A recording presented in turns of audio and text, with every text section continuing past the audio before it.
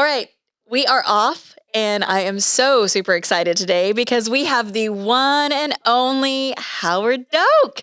So, Howard, I'm going to give you a little bit of a lead in, but introduce us and tell us who you are and a little bit of like our relationship, because obviously this podcast is called Tulsa Life. So, while Tulsa Life is about everything in Tulsa, it could be anything in the Tulsa area, but a lot of it does kind of come back to what we do on a daily basis and then our relationship together. So I'm going to kind of hand it over to you, introduce yourself, tell us who you are and how our relationship kind of works. Well, my name is Howard Doak, as you said, and I'm a lifelong Tulsan. So the podcast is perfect for me because I joke and say I could be a member of the Chamber of Commerce because I love surprised Tulsa. You're not. I know. I love it. And I graduated from TU. I opened up my own mortgage company 20 years ago this year. That's crazy. Yeah, it's been 20 years. Oh my gosh, are you going to have like a big anniversary party? You know, it's time is slipping by. I probably will do my 20th and my 21st year. That's okay. You can be like, it's been busy. You got 20 years down, so exactly. You can do it on the 21st year. Exactly. Okay. And about halfway through, my company merged with another local mortgage company here in Tulsa. Big company. A big company, the number one purchase company in Oklahoma, AMC. But I still run my office like it's my own. It's my own brand. It's my own company. Is. And it's Cityscape Home Mortgage. So we love Cityscape and we partner with Cityscape. And one of my favorite things, and it's kind of like what you said, you have the power of like this, a lot of powerful technology tools, and you have AMC's power behind you. But Cityscape gets to be that local, feel good, warm and fuzzy, really connected. You guys are super connected in the community. But what I love most about when we refer clients to you is that you're super connected with the client. And I think that's something that with bigger names, bigger firms, you lose that. You lose that connection a lot of times. We see, a lot of buyers that come in and they're working with somebody who's not here locally. And we always try to encourage them to use somebody local, because there is so much value in somebody knowing the market, somebody understanding, and we won't get too deep into the woods, but appraisals and areas and neighborhoods, different locations. I mean, it's just imperative that you are partnering with somebody who understands that area. I would say the number one thing I would say to anybody looking to get pre-approved for a mortgage is, first and foremost, work with a local company. It makes a huge difference. It makes a difference from a standpoint of the fundamentals of getting the mortgage. Just like you mentioned, we know our market. We have local appraisers. Our underwriter is right here in Tulsa. We employ 100 people across the state. That's awesome. So when you're working with us, you're working with people who know our market, know our community.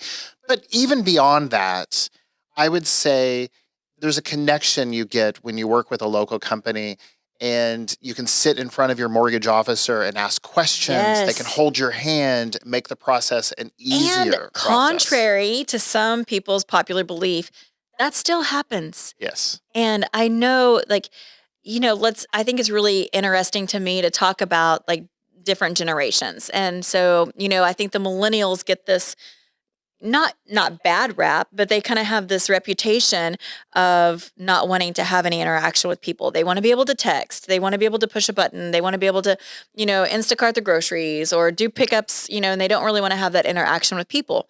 And I think when it comes to home buying, there is still that component that people need to know that there is help.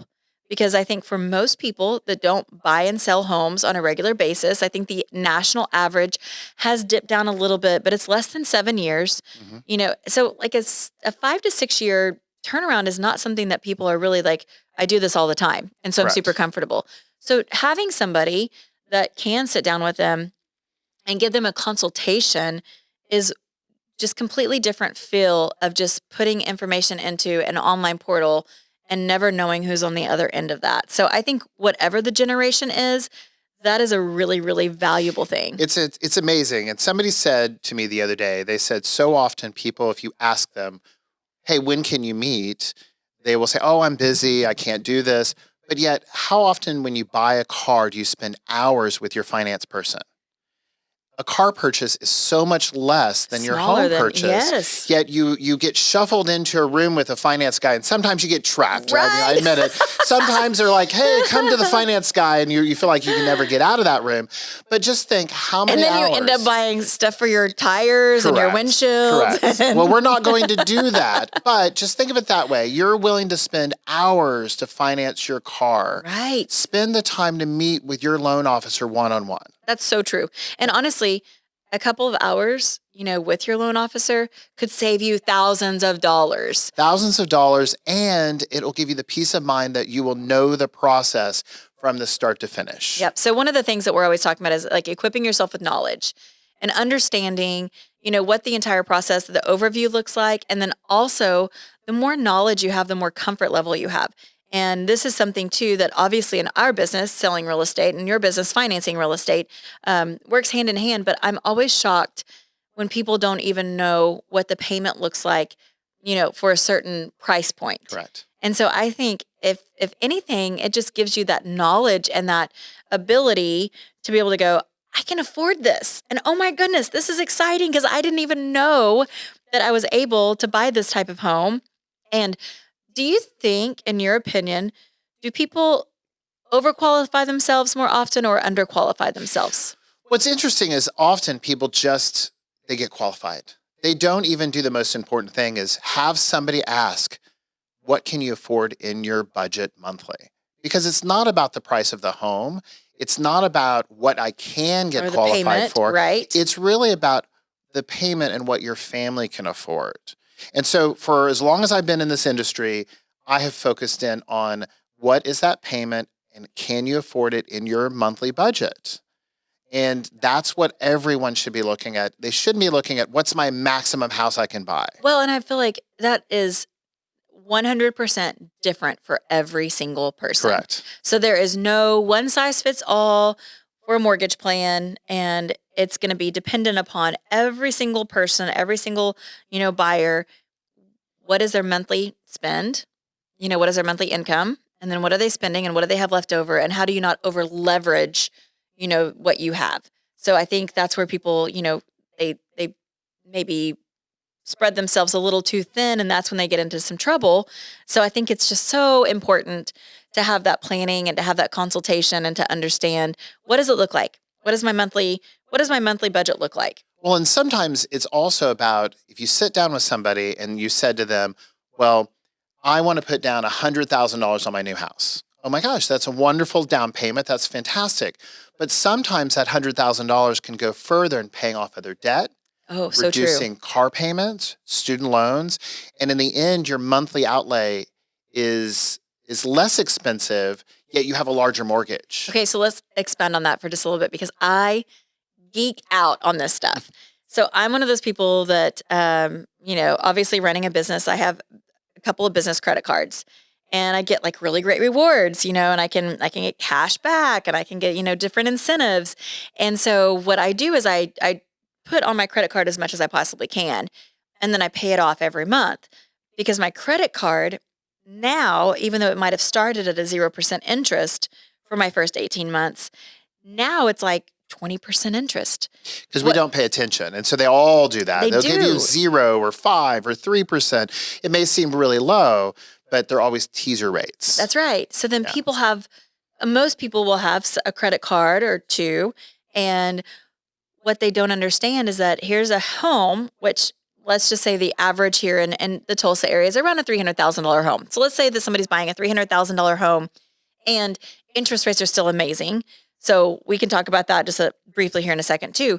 But you're getting, let's say, a 6% interest rate. 6% interest rate over here compared to a 20% interest rate over here that you aren't paying off every month, that you're actually getting charged interest. You're exactly right. You would be better off to use that $100,000 that you have for this down payment that you're thinking to maybe pay off a smaller credit card, still put a down payment down on your home, but you're paying less interest on that money. Correct. And so I think making you more money. Yes, and I think that sometimes people, because we've been taught, and again, this is kind of a generational thing. I think that my parents always kind of felt like, not having a mortgage, having a paid off home. That was it. Like you'd made it. You've made it. If Exactly. you've paid off your home, you've made it. And I will tell you, there's lots of people out in the market, a lot of people to hear advice from. And, one of the Dave Ramsey things that he talks about is the type of debt you take out. And he will do them in categories. He will go, consumer debt. He'll go, even in consumer debt, he'll think high interest credit cards. Then you'll think, high interest auto payments. Auto payments, yes. Then you go to student loans. And then you go to your mortgage. That's right. So yes, if you have no other debts and you have that $100,000, I'm cash is king. I mean, I'll admit it. If you have no other debt, you don't have kids to put through college, and you are set up, then pay your house off. Absolutely. I'm all for it. Me too. And I'm all for consolidating debt and not having debt. So I'm not sitting here saying that it's good, but I also think that you have to be smart and leverage. Absolutely. And I think that goes right back into saying, if you have somebody that's on your side, that's looking at your finances and helping you make the best determination of where you put a down payment on your home or how much you buy, how much of a home are you purchasing, and really partnering with you, because I think that's what people miss sometimes, is that a great loan officer is a partner for you. And they are going to be somebody who's going to look at everything and be able to say, here are the options. Here's what each of these look like. And here's what I would tell you that I think is probably one of your best plays forward. Exactly. And the other thing to also remember in all this is that, a lot of times people ask me the question about working with somebody local. They'll say, okay, are you local? And I'll say, yes.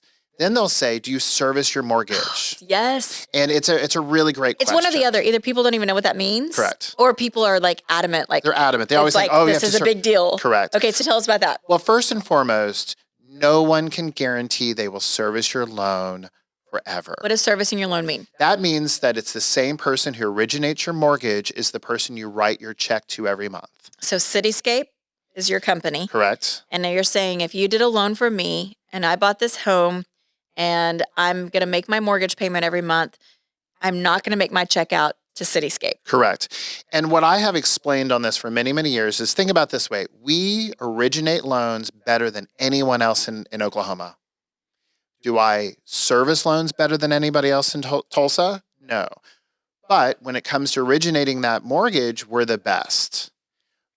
But what really matters long run is the ability to reach your loan officer today and in 20 years. Yes. And I tell my clients that if you have a question after you close your loan, you call me. Okay, so the disconnect I think that comes in for people is that they think that if you are not servicing that loan, that you can't help them. Exactly. And that's not what that means. It is not. At all. So basically, you help me with the loan vehicle, you process the entire closing up into, and even I think breaking this down into, there might be some listeners out there that don't even know how the whole loan process works.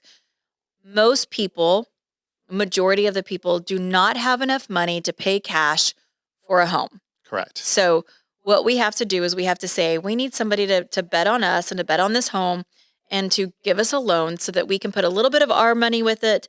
And then you give us the bulk of that money and you help me buy the home and then I'll pay that back. Exactly. And, and we could even go one step further from that, is that every bank in America, for the most part, they're not using their own money to give you money either. I was going to say the same thing. When you take your money to the bank, correct. It's not just sitting in the bank in the back Yeah. of the safe, or what is it called, the bank vault. Correct. And we could have a whole podcast, which a few people might find interesting, but most people wouldn't find interesting, all on how that process works. Right. Because that's why we have these quasi-government organizations called Fannie and Freddie, right, who dictate all the rules around lending, not the mortgage bank. Yep. Mm-hmm. They decide the rules that all of us abide by, because ultimately they're the ones giving the money that trickles to the consumer. They're backing it. They're backing the mortgage bank. So, okay, so let's kind of move on. I think we've talked enough about kind of that whole process, why it's important to work with somebody locally,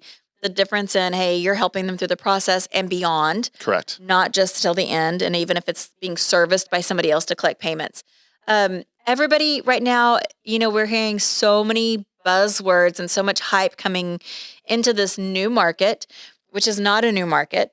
It's This a is actually normal more of a market. normal market, but because it's different from what we've experienced over the last couple of years, we're seeing a lot of like an uncertainty and, people that are really concerned about what's happening. And let's talk about that a little bit, because when you brought up Franny and Fetty, Franny and Freddie, I like those names too. I do too. Franny and Fetty. We could call them a lot of things. What people are saying is, are we going to have a repeat of what happened in 2007 and 8 and 9? And, are we going down this same path? And I know what I feel about it. And I Correct. feel like you and I are on the same page on this. So let's talk a little bit about that. Like, let's start out right now in the market that we are currently in the Tulsa area. Tell us what your feelings are about our current market. So the nice thing is I've been doing this now 22 years. I was here in 2007, 8, 9, 10, and we had some of our best years in real estate in Tulsa post those years. Mm-hmm. Oklahoma and Tulsa is not the national market. That's exactly the thing right. I would say. I would Hear shout that. Yes. More than anything we talk about today is our market in Tulsa is not the same thing as the national market. Now, that worked against us in the fact that if you owned a home, your home did not increase in 60% in value like Austin. Right. But that also meant our market is more affordable. It's not going to go down like that either. It is not. National, companies and people have come to Tulsa and said, our market's going to come up 1% in the next 12 months. So we had Zillow in just a couple of weeks ago, and I love Zillow is just a huge. I mean, they collect so much data, and so they have a really, really good pulse for a lot of different markets, and it's kind of a household name. It's a name that people can kind of trust and know. Okay, they really know what they're talking about in real estate. Not all. They're not all knowing. Nobody is. But one of the things that they said, I loved it, because exactly what you're talking about. If you're watching national news, you're not watching news for Tulsa. Correct. And that is not nearly as relevant as what our market in Tulsa looks like. So exactly what you're saying, in 3 years, they did a 3-year forecast. And they said in 3 years that we can expect to see 1.8% increase in value. And I think that feels pretty spot on. Mm-hmm. Nobody knows that for sure. But we don't see these really, really high highs. But that means we don't see the really, really low Correct. Lows. So after 2008, which was by all measure the worst mortgage crisis around the entire globe. Right. I mean, some markets like Ireland was devastated. The government had to bail out the entire industry. It trickled around the entire world. Our market in Tulsa softened at the most. Yeah. It didn't softened. crumble. It did not fall. crumble. And when I say soften, it was like 3 to 5%. And by the 24 months after that, we were back up. And the reason is all you have to do is Google Tulsa and real estate, and we perennially make the top 10 best places to buy real estate in the country. Right. And we also make the list for, there's no such thing as recession proof, but we are very protected. We are. And I mean, I love it because we're not a hot spot. We're not somewhere that people are flocking to. We don't have an ocean. We don't have mountains. You're not going to come ski here. You're not going to come lay on the beach here. But what you can get here is peace of mind. Correct. And a wonderful, house for your family. It's affordable to raise a family in Tulsa and in our outside communities. And it's an amazing place. Now, we have seen a lot of growth because people are starting to learn how amazing Tulsa is. It's like the secret is out. It is. The secret's out. I had somebody the other day tell me that Tulsa is where Austin was 10, 15 years ago.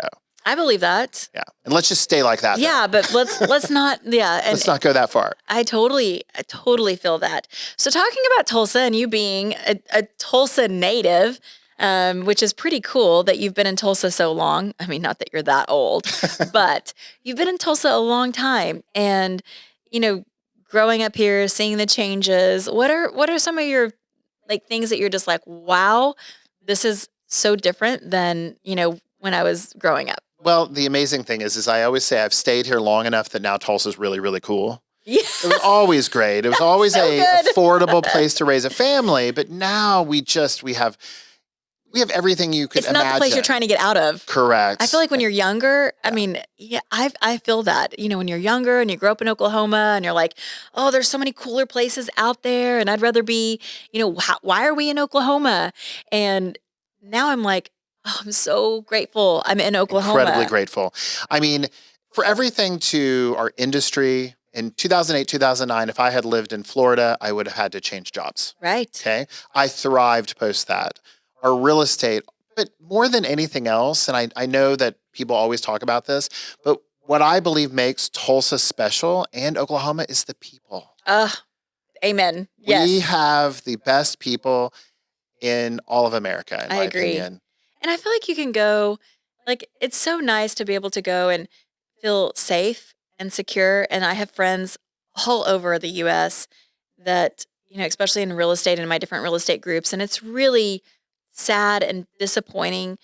Different pockets right now that are really struggling, that have been these thriving, booming cities that now are really coming up with some hardships that, you know, it's sad, but it makes you so grateful that you're in a place that you can trust and people that you can trust. You know, there was somebody the other day that was having car trouble, and Dirk and I were kind of coming down the road and we were like, oh no, you know, we should stop and help. Before we even got there, we could see them and somebody pulled over to help them. And you're just like, that's where we live.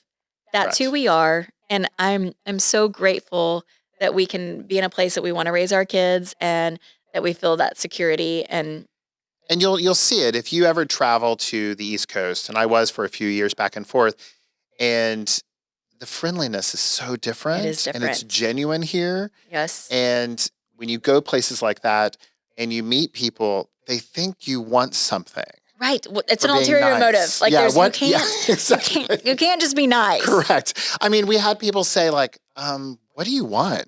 I'm like, nothing. I'm just saying hi. You know, it's nothing. I'm just being friendly. It's like the story about, I think I already told this in the podcast, but we had a neighbor that was from New York, and I told her she could use our Wi-Fi password because it was so close to where she lived that she could get our signal. I was like, oh yeah, here's my password. And she's like, why? And I'm like, because you don't have yours set up yet, and I want to help you. Moved in, and I was like, I'm sure you would love to be able to have internet. And she was like, okay. And now we're great friends. Correct. And so, I mean, it's just really cool. Makes a difference. It does. Okay, so we have to wrap this up because you've been amazing. And I think that was a lot of great information. But we have to share this story because before we started the podcast, you came in and you were like, okay, so kind of give me a breakdown, like what to expect, you know, what am I doing? And you said, you know, I'm an HGTV star. And yes, that's me. And I did a segment for HGTV, and tell us how that went. Oh, it was so funny. So many, many years ago, I was one of the segments on How Much Is My House Worth? And the crew flew in from California, and I was the first of the day for the filming, and they showed up at my house at like 7:30 in the morning, and I was ready for the shooting. And then we get into my living room, and they mic me up, and they have all the lights and cameras, and I'm all ready. And they were like, "Okay, action!" And I go, "This is my living room. I bought this house in 1998." And those people stopped immediately and cracked up, and they're like, "Okay, you seem really, really nervous. You're a little nervous. You're a little nervous. How can we make you not so nervous? Let's try this again." And we did 2 or 3 takes, and Robot Howard was through the entire house. And I kept also making the mistake of saying I had a spouse, and I couldn't do that. I had to keep, you know, they're like, "You're the only one here. You're the only one who signed. No spouse is here, so you cannot claim a spouse." Correct. Right. And I was like, okay. And I kept saying, "Well, we," and they're like, "Okay, cut. There's no we. It's just you." It's just you, Howard. So finally, this is terrible. They finally said, if you don't object, would you mind having maybe a glass of wine or something? Something to calm down. Let's loosen you up a little bit. And so at 8:00 in the morning, yes, you're having a beer. Yes, I had a beer at 8:00 in the morning. And I'm not a big drinker, everybody, but they insisted, and they were like, please do something, or we have wasted a trip from California. Oh, well, you've done great. You've done great today. Thank you. And, you know, it's really easy, though, when it's something that you know so much about and that you're so knowledgeable about. So it's like second nature to talk about this. It's funny. I was even nervous in the beginning of this. Now I feel like, okay, I can keep talking the rest of the day. Now we're like, we can keep going. How long does everybody have? Exactly. Yeah. You guys have 24 hours, right? That's right. Yeah, it was Well, great. no, you've been amazing, and we are so appreciative of you on so many levels. But we appreciate you being here today. And if people want to get in touch with you, what is the best way for them to be able to get in touch with Cityscape? So you can find us on the web, of course, cityscapehome.com. And there's a listing for all of our loan officers there. And of course, we are located right in Tulsa, across from the Mother Road Market. We've got a great, amazing office. Yes. So come see us, check us out on the web, and of course, call us if you want. And I love we're it. Thrilled. All right. Well, thank you so much for being here. You were awesome, and Thank you. did a fantastic job. And I will call HGTV to tell them that they need to come back. Come back and try Because again. now you're ready. They've buried that video, thank goodness. So there's no searching for it, anybody. I wish we could. Yeah, it was pretty funny. All right. Well, thanks so much. And thank you to everybody who's listening and watching. And we really appreciate it. And hopefully you're getting some great value out of our Tulsa Life podcast. We'll see you next time.